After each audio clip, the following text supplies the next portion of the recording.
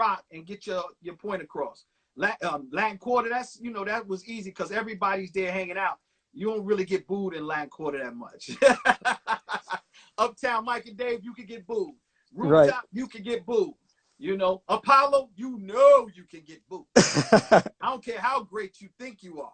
Right. So that's where you hone that craft and you know, you do that. As a hip hop fan, we always wonder what the Latin Quarter's was like. Take us back to a Cool B favorite memory of the Latin Quarter.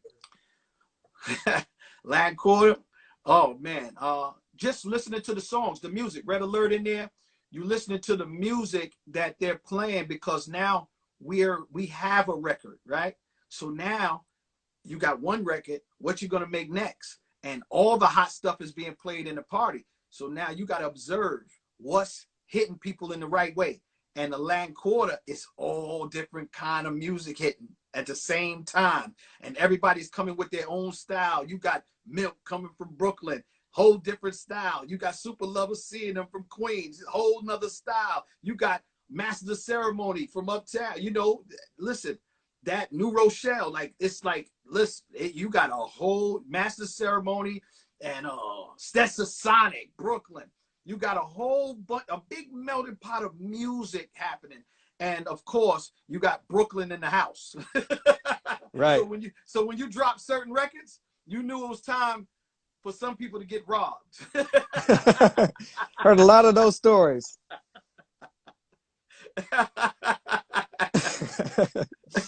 You hear Ghost Stetson, come on. You know somebody getting robbed, right? You hear Rebel Without a Pause drop. Nobody's getting robbed. It's not a game. No doubt. Take us back to making the demo. Did you guys make a demo, and which labels did you shop to earlier on? Oh, we didn't really make a demo. We made a demo. We made our first demo was Make the Music. I had some MCs from around my way, and we made a demo at Marley's crib in the Bridge. And, you know, the MCs, they figured, you know, we had got an offer for a record deal. Grandmaster D from Houdini had bought us to Bill Underwood to get a record deal. And Bill wanted to sign us. So Bill had money. And, you know, then I think Jive wanted us because Biz had a following already from being on stage with Shan. You know what I'm saying? So now they got the 1-2 that's being played on BLS. So we're rolling with the Juice Crew, but then, you know, rolling through Brooklyn, Biz got a relationship with Kenny Rich and them in Full Force and all of them. So we was actually going to be with Howie T. And the two MCs that we did the demo at Marley's, you know, they wanted to go their own way. So they, you know, me and Biz went our own way. And we never made the record with Howie. Biz went back to Marley and Make the Music without him, without them, without me. But I knew, you know, because he going to the studio right from the crib. So he made the next Make the Music, and we was like, oh yeah. So when Magic World premiere, hey, world premiere, man, listen, bow, we knew it. It was a beautiful moment. So when Biz got that on, then he had Swan singing on the record, obviously, and then he brought me and Kane in on that situation. At what point do you get down with the Juice Crew and make that official? Right after Make the Music, you know, right after Make the Music. Like Fly Tie didn't want me and Kane down, so like we had to fight. We was already rolling around them loosely because Biz was beatboxing for Shan and Shantae. He had did the record with Shantae early 86, the end of 85, he had did the record. But 86, the record comes out officially. But they already playing it on the radio, on the tape. Marley's playing it on the radio, so Biz is getting notoriety. So we're rolling to the shows, but we're not a part of the Juice Crew show. You know, we going to shows. You know, he's on the road with Shantae now. Shantae takes Biz out on the road. So when Biz comes back, he does the Make the Music, and then he pulls me and Kane in, but Fly Tie ain't want that. So we had to kind of prove ourselves. And in 86, it all fell through, like, you know, the end of 86, going into 87. That's the official time we was down. So there's a story within a story. It's a whole lot of stories within the stories. I'm just trying to give you I'm trying to give you the quick one. I don't want to burn up all your questions on one answer because I got you. I got you. My brain tends to ramble. Hey, we love the story. So ramble on. So why did Fly Ty not want Kane and Cool V in Juice Crew? Because his thing was they gotta approve you. Biz can't just bring people on stage. And Biz first show, he brought Kane out. He didn't bring me out. You know what I'm saying? Because they had their little show, and he brought Kane on stage, and Ty got mad, and then he brought my man Backspin out there with him, and Backspin didn't know the routines that we were already doing. We were already performing a half-hour show, sometimes 45 minutes in a gym with no records. So we had certain routines that we did besides the record. It wasn't just that we had one record. Biz had a record, but he also had routines with Swan where he just beatboxed Swan do his singing, and then he had routines with Kane where Kane would do the rhyming, and then I would cut up various records while we would do other things. So we had a crew inside of the Juice Crew already. It's just that we weren't official. Me and Kane wasn't official. So when me and Kane got on, then it was a problem. Right. Yeah. So you talked about some of the earlier labels who were interested, Jive and a few others. Yeah. Loosely, like I said, we was definitely around Howie T. We was going to do it with Howie T. Like Howie's been our friend from then till now. Like very great brother, extraordinary producer, great friend though. Besides this music, Howie's a good dude. So people don't even know that we have that connection like that unless you be around us and see us laughing with each other and doing whatever. Yeah, but we definitely have a relationship with Howie that's gonna, span. It's been years, man. So how did you guys go with Cold Chillin'? What was it about Cold Chillin' that was so appealing? It wasn't about Cold Chillin' because Biz was on Prizm. We were on Prizm. I wasn't even signed to the label. Kane wasn't signed to the label yet. We were on Prizm, and Biz never wanted to be on Cold Chillin', ever. He never wanted to sign, but tying them, Cold Chillin' and Prizm, Cold Chillin' is a label distributed by Prizm. Right. So when he got the Warner Brothers deal, Ty wanted to take all the Juice Crew groups and go to, be distributed by Warner Brothers on Cold Chillin'. And Biz never wanted to be a part of that deal. Gotcha. He said, he said, I'm good on Prizm. Let me just do my stuff, but the deal, Biz was part of that deal. So we had to sign. And then that's when I actually signed on and management contract and recording contract with Cold Chillin', 1988. Gotcha. So we're 2 years in the bag already. Right. 1998, 88 was 1988. Yeah. I'm sorry. 1988 was definitely a great year. A lot of people may not know that you had a hand in making a lot of classics on that label. At this point, I want to point out some of your contributions and give you the proper credit, along with a bunch of fun facts people may not know about. So feel free to. Let's hear. So I want to go through the years at Cold Chillin' and list some albums and let me know if you were there, your involvement, and your best memories. So let's take it to 87 and M.C.Shan Down by Law. Wasn't on that album, but me and Shan I was Shan's tour DJ at the time. Fun fact. I toured with Shan in 87. Me and Shan was on tour with 2 Live Crew and Boogie Down Productions.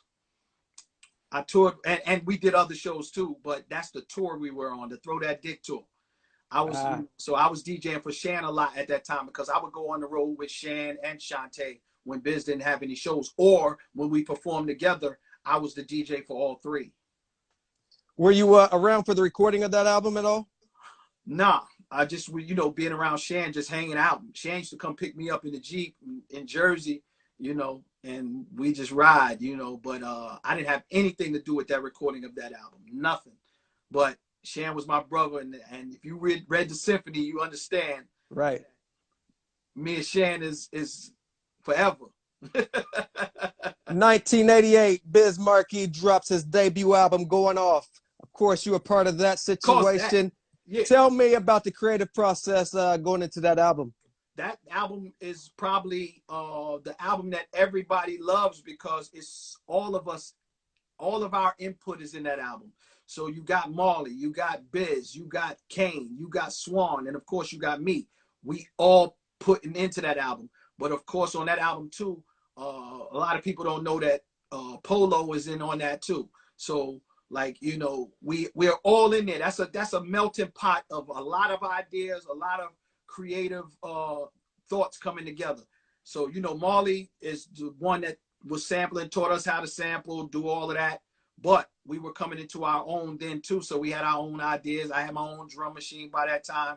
And actually, when we're doing that album, at the end, not in the beginning part, but toward the end, Marley was using my 1200 because he had a 12 with the zip drive.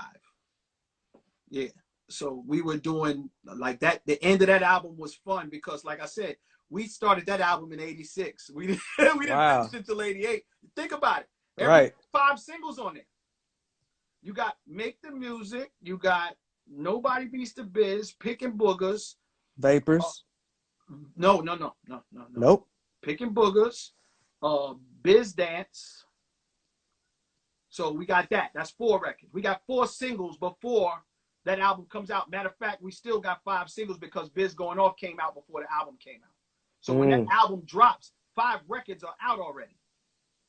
Wow. That's why on Biz Goin Off, we put the doodle on there because you can't get the doodle on the album. You see what I'm saying? Right. So you got to buy the Goin Off single to get the doodle. That's right. not on the album. I mean, before, you know, they came out with these best of everythings and everything. But that record was not on the album. What was those sessions like? Can you remember what that whole 2-year process was like making that album? Some days I wasn't even there, but the days I was there, we had fun. Like I said, it was a lot. Like some days I'm there, some days Kane is there, some days like that album was just all of us just coming together with what we brought to the table and putting it in. Like some of the days on Goin Off, I'm not there. So I can't tell you how all of the creative process is doing, but on my DJ record, Picking Boogers and stuff like that, I'm there because I'm a part of those records, making those records. You know what I'm saying? Right. That's my input. Those are records I did, you know.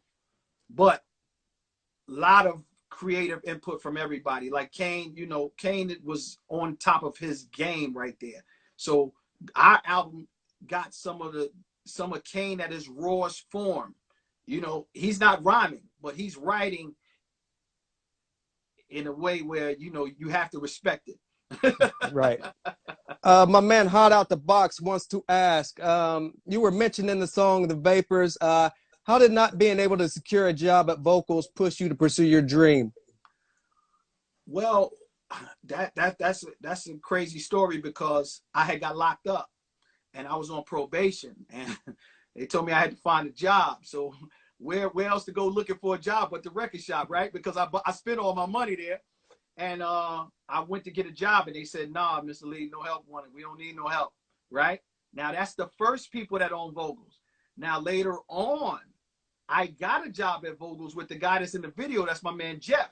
Jeff that owned Vocals is the reason that I met Duke Booty. The reason I met DJ Cheese is because of working at that record shop. And along with my band now, my band leader, Paul Pierre Scott, all of us, me, him, and Mike G worked in the record shop. They worked there before me. I was the younger dude that knew all the new rap stuff. So Jeff brought me in so I could tell him what stuff to get, what stuff was hot, what stuff was not. So I did end up getting the job. That's the part that the Vapors doesn't show. But that is a true story because I couldn't get the job at first. And it fueled me I started working at McDonald's. But I got that job. I just started going overdrive into getting into, you know, DJing, buying records, buying music, and DJing. Very dope. What kind of contributions on Goin Off did you make that we may not know about? What? Nah, everybody knows. I mean, like that's, you know, I just told you, like, right? Like Picking Boogers and Cool V's Tribute to Scratching. That's my imprint on there. You know what I mean? Like nobody else could take real credit for that other than Biz. Like Biz on my DJ record is the best off the head performance that Biz has ever done in his life. Biz did that total record off the head. So when you hear it, Biz, yo, I like to tell you about my DJ. He cuts the records and he's my protege. So check out what you will agree. Because I really made the Michael Jackson mix first. And then they wouldn't clear the sample, so I had to go back and rework that. And that's why I made Tribute to Scratching. So it's 3 versions of that record that you know, I had the Michael Jackson mix first. Then I had Tribute to Scratching, which is on the album. That's why at the end of the record, you hear it go, ooh, la, la, la, which I got from 45 King. So on that record, I did the Michael Jackson mix. And then on the next album, I wanted to do the Michael Jackson mix over because now we could get the clearance, but it didn't make the album. So now the one that you see online is actually the 3rd mix of that record. So that record has a life the life just keeps going and going and going. Right. Moving right along, in '88, Big Daddy Kane dropped Long Live the Kane. Are you a part of that album whatsoever? Yes, I am. Let us know. I'm a part of Ain't No Half Stepping, and I'm a part of Set It Off.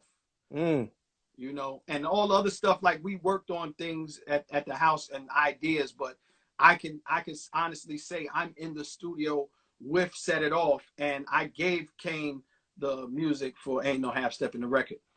Wow, crazy. What can you remember about a young Kane recording Long Live the Kane? What? Kane was like a pit bull off the leash right then. Like he was in battle mode. Kane was a battle MC, so we knew Kane was going to come off. Biz had already said Kane is going on his own. Like he said, he told me that at the beginning. I'm sitting there saying, what are you talking about? We just getting hot. And you know, man, Kane album was finished before ours. Wow. Yeah, people don't know that. Kane's Long Live the Kane was finished before Goin Off. And you did the scratches on Set It Off, right? Yes, I did. Yes. Woo. Yes. And I got the beat from 45 King. The beat to that I got from 45 King. You know, Biz worked the deal. So Biz always worked the credit. But I was at 45 King house, heard the beat that he had, and I said he was doing it for a mix for the radio. And I was like, nah, don't take that to the radio. He said, why? I said, no, that's Kane. I said, that's Kane. That's Kane right there. He said, Kane will like this? I said, yeah. And boy, did he. I called Biz. I said, yo, get this record from Mark because he wanted some money for it. I didn't have the money to pay him for it at the time. So I told him, listen, pay for that record, man. Get that, you know. And then Biz, you know, from there, he told Kane it was his idea. But we know now. No, he know I'm telling the story. I told him telling it, man. Yeah. I'm telling the story, man. Because no doubt. I said, look, why you told Kane? Because I didn't know Kane didn't know. Me and Kane didn't even talk about it. I was in amazement because Kane didn't know, because me and Kane were chilling, and he said, yo, I need you to come to the studio with me. I said, I bet. You know, we go into the studio. It's another day. Boom. I got the records. He said, yo, I want you to cut up the Waterbed Kev. I said, okay, no problem. He said, do the scratch you be doing. I said, all right. But I already know what the record is. So I'm thinking he there because I know how the record go, because I'm sampling the records. Marley's on the machine, and I'm playing the records on the turntable like, yo, sample this part right here. Sample this. You know what I'm saying? And we doing that. So we get the thing together. Marley put the shakers on it. 808. We good. I do the scratches. Kane murdered it. So now I think Kane knows I knew how to do it because I'm the one that knew the record before anybody. I'm the only one that heard it at 45 King out. But Kane didn't know that. So we just found out the Juice Crew reunion of the story that was told to Kane. So Biz just said, yeah, so Kane, when I said, I said, Biz. Oh, Biz. Look, he said, so when we left there, right, I talked to him a little, maybe a couple weeks later, right? I'm talking to him on the phone. I said, yo, why you never told him that I was, he said, can I just have this one? Can I have it, please?